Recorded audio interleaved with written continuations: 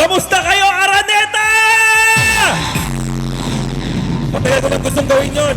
Ngayon, first and foremost, I want to say thank you for each and every one of you sa pagbigay ng oras, sa pagbigay ng kanilang effort sa pagpunta, sa pag-practice araw-araw para sa ating event ngayong gabi. Hindi lang tayo nagdiriwang ng isang Pasko ngayon.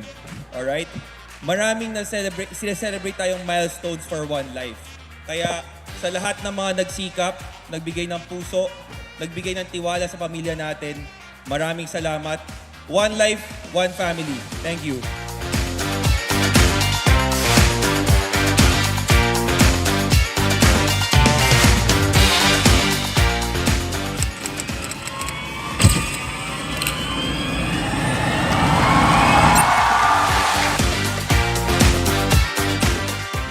Sa araw na ito, as one life, let this be our truth. We are not perfect, but we are progressing. We are not always loud, but we are always learning. We are not always understood, but we remain unwavering.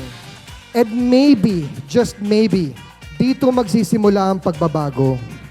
Kasi sa one life, may nasasandalan tayong Diyos na patuloy gumagabay sa atin.